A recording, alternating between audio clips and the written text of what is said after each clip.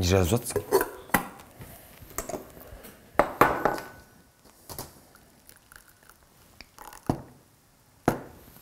Неге осыны күнде айтасың? Барасың.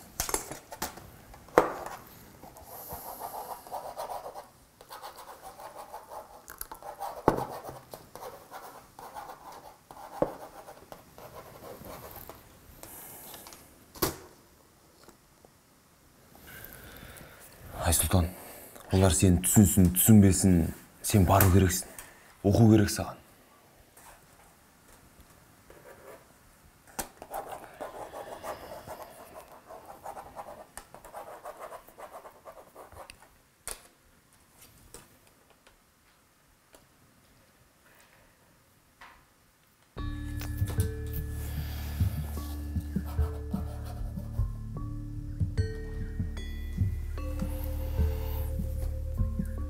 Келем деп айта алмаймын. Бірақ келуге тырысам.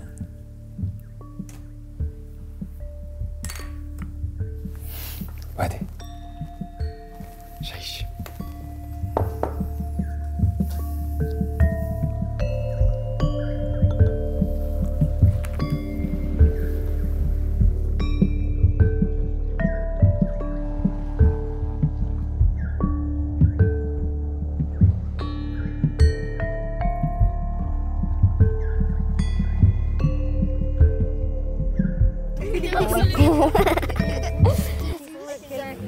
Планшет бала?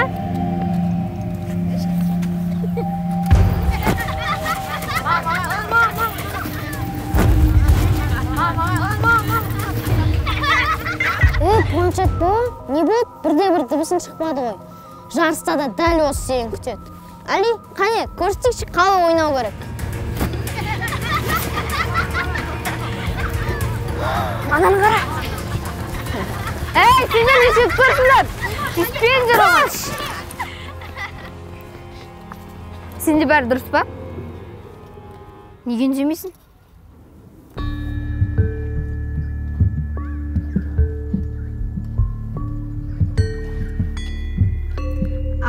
Түсіндім. Менің атым Амина.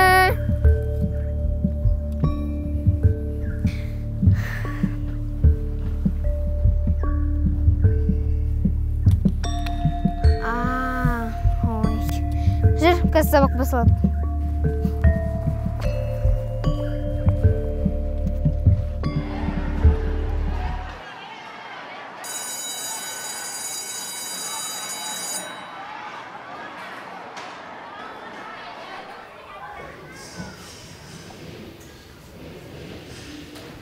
Саламатсыңдар ма, балалар? Саламатсыздар. Отырамыз. Балалар, бүгін біздің сыныпқа жаңадан оқушы келді. Есімі Амина. Қошеметтеп қарсы алып алмаймыз ба? Амина, сен Айсұлтанның жанына барып отыра ғой. Ал енді сабағымызды бастайық. Бүгін нешесі?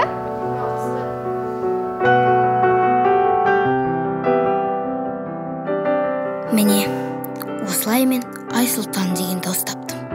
Өзі өте мейірімді. Оның неге сөйлемейтінін білесіз бе? Ата-анасы көлік апатынан көз жұмған.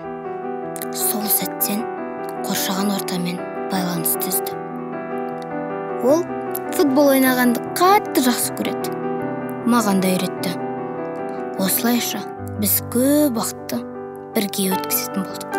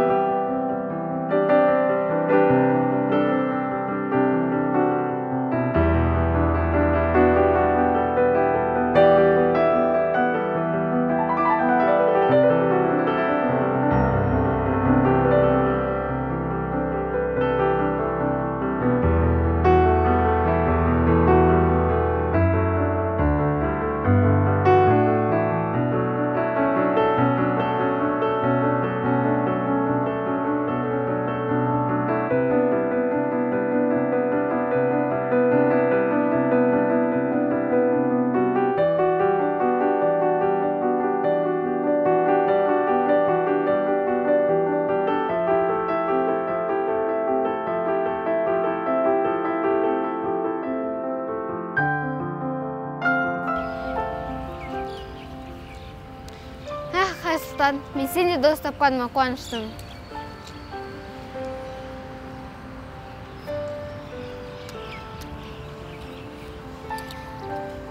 Күн батып кетті, қайтайық.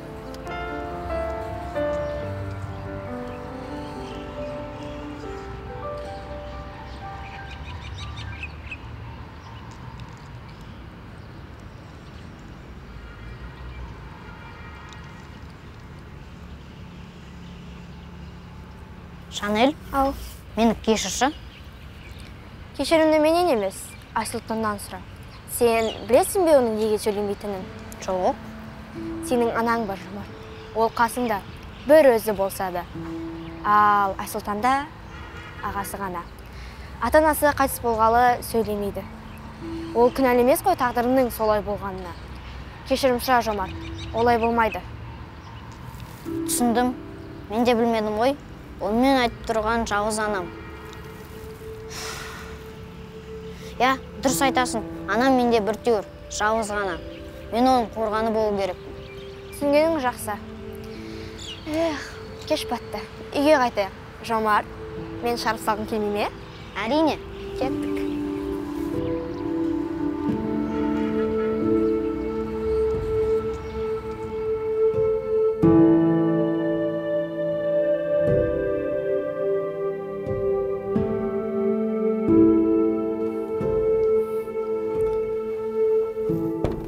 Айсұлтан.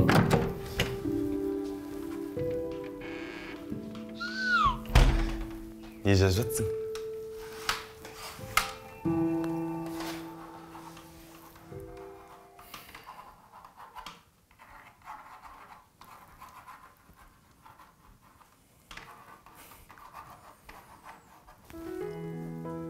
Охо. Бұл кім болды екен?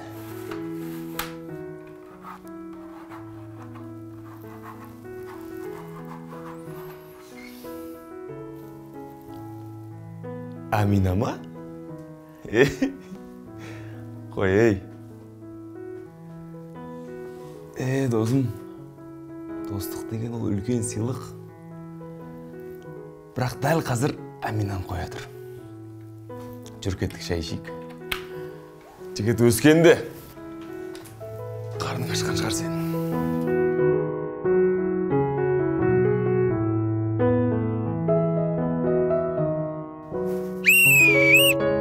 Сұңғар тобы, дайынбыз ба? Дайын! Арлан тобы, дайынбыз ба? Дайын!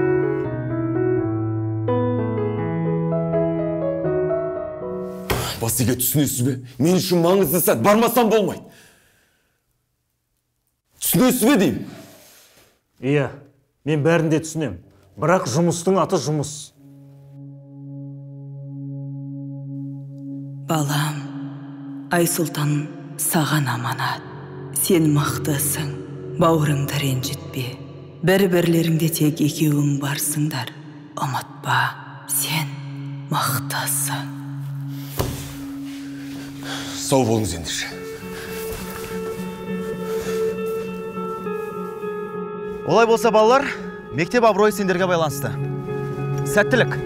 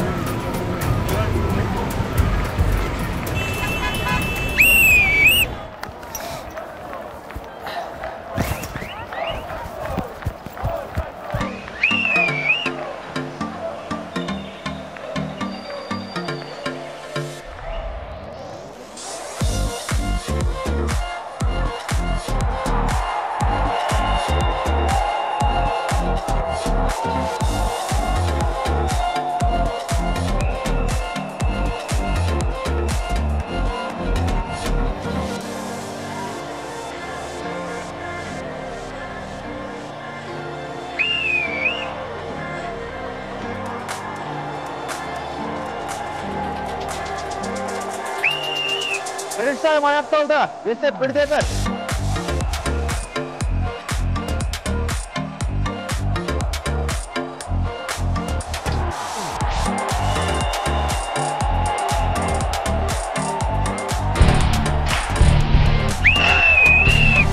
Есеп 3-1. Арлан командасы жеңілуде.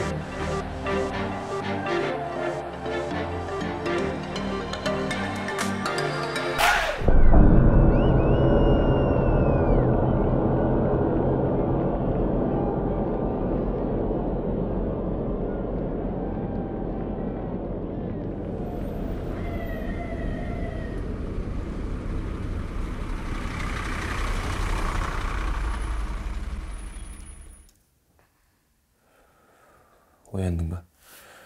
Айсұлтан. Ренжімеші енді. Жұмыстан жібермей қойды. Оның үстіне жол кептеліс. Әдейі істеген жоқпын ғой. Ренжімеші.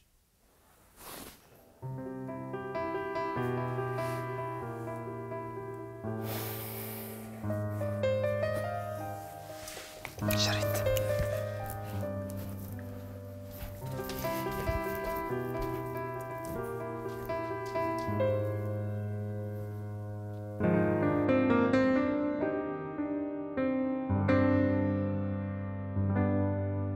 Айсұлтан.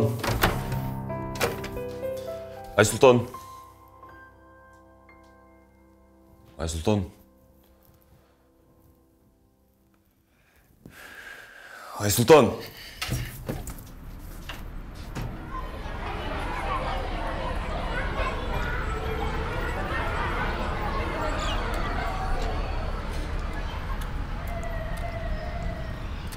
Ей, планшет ба.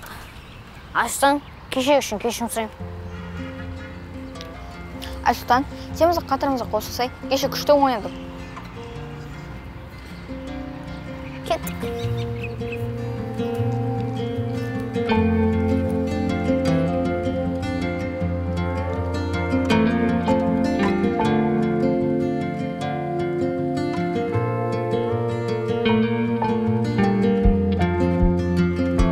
Бүгінгі сабақ сендерге түсінікті болды ма?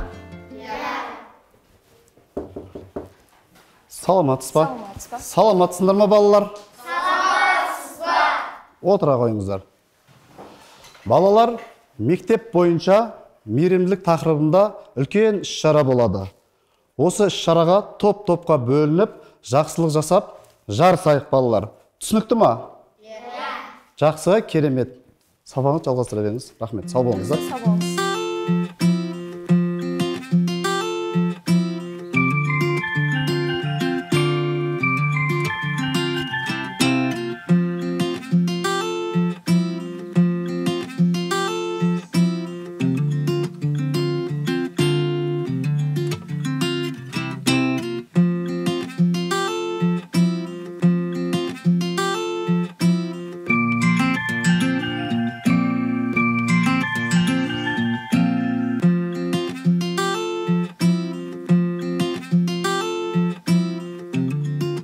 Мейірімділік тақырыбында біз әжеге көмектестік. Ауладағы шашылған заттарды жинап, арнайы қоқысқа салдық. Ал Жомарт осының барлығын видеоға түсірді. Бірақ ең қызығы Жомарттың Жанелге гүл сыйлағаны. Ол оған ғашық екен.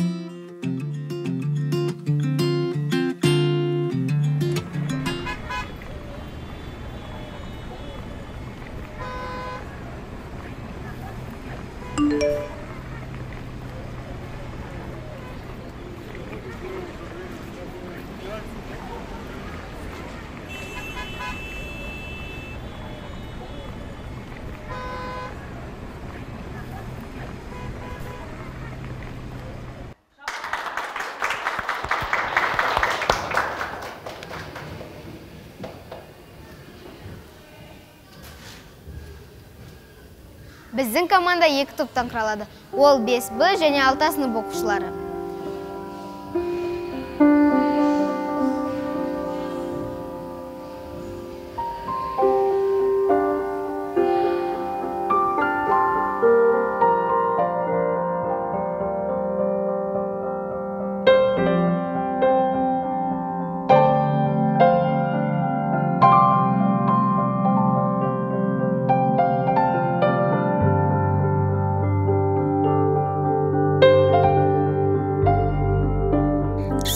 достық үшін еш нәрсе маңызды емес. Тек жүрегін сөйлеу керек. Нағыз дос тек бақытты сәттерде ғана емес. Жапанда жалғыз қалып, қиналған уақыттарда қасынан табылатын адам. Ал айналасында адал достар бар адам шын бақытты. Я, бәлкім оның даусын қазір естімейсіздер, бірақ оның жүрегі сөйлейді. Ал күндердің бір күнінде жарқын достар бар адамның да жарқын даусы шығады. Мен оған сенем.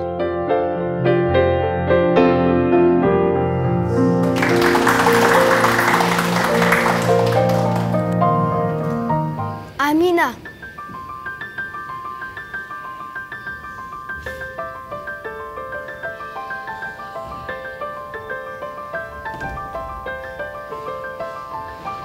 Не дедің? Амина. Амина?